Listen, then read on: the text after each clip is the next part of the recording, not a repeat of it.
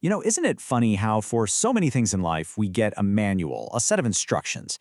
But with marriage, it often feels like we're just supposed to know what to do. Not a fairy tale, but a real, practical blueprint for building something that's meant to last. So let's get into it, because today we're going to explore this idea that hope in marriage isn't just wishful thinking.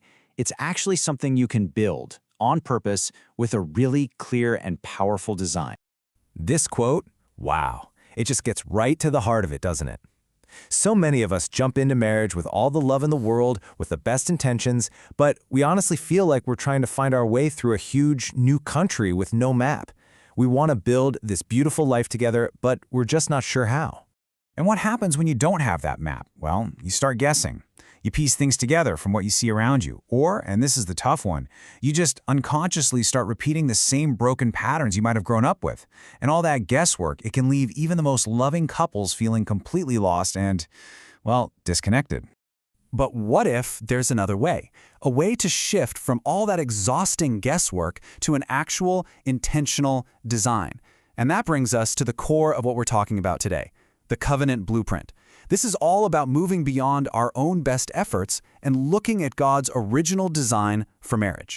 And the foundation for this whole blueprint, it starts right here, Genesis. This isn't just some nice verse you hear at weddings. It's the actual cornerstone.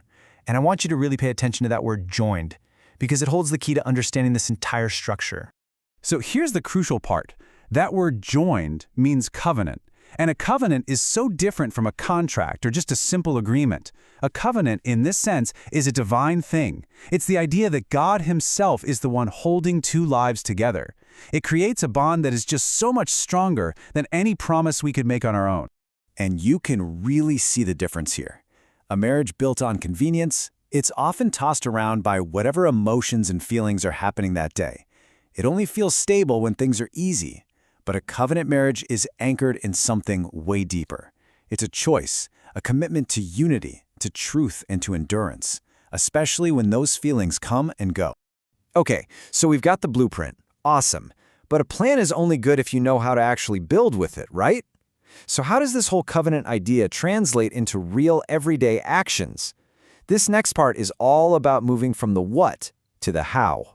And this right here is the non-negotiable starting point. It's the absolute center. A covenant marriage, just by its design, needs a foundation that's stronger than the two people in it. The idea is that without both partners making a daily, conscious choice to center their lives on their faith, the blueprint is just, well, it's just an idea. That shared spiritual foundation is what gives power to everything else.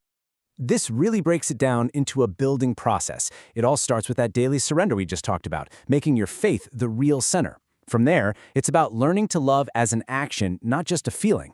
And, so importantly, it means you have to actively protect your unity. You have to treat it like something precious that needs to be guarded.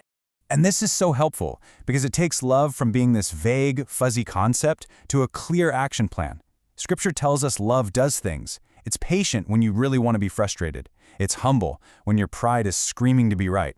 It endures when things get tough, and it's always, always working to create and protect that unity. You know, when we start putting these actions into practice, day after day, something incredible starts to happen. We start building a totally different kind of hope, one that isn't so fragile or dependent on our circumstances. We start building a marriage that's designed not just to get by, but to actually last. Let's just redefine hope for a second. In this context, hope is not just crossing your fingers and wishing for the best. It's an outcome. It is a secure, confident feeling that gets built piece by piece every single time you choose to follow God's design for your relationship. And the result of doing all this work, you get a hope that becomes sustainable. It's not seasonal. It doesn't just bloom in the spring of your relationship and then wither away when winter comes. Because it's anchored to something that doesn't change, it stays there. It's a constant, reliable presence through all the ups and downs. So why does this matter so much? Because storms are going to come. Life gets hard. That's a given. And it's in those moments that this kind of deep, foundational hope does its most important work.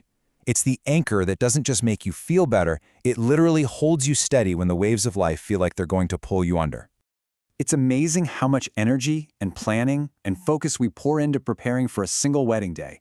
And of course, that day is beautiful and it's so important. But the blueprint we've been looking at, it's pointing to a much, much bigger goal.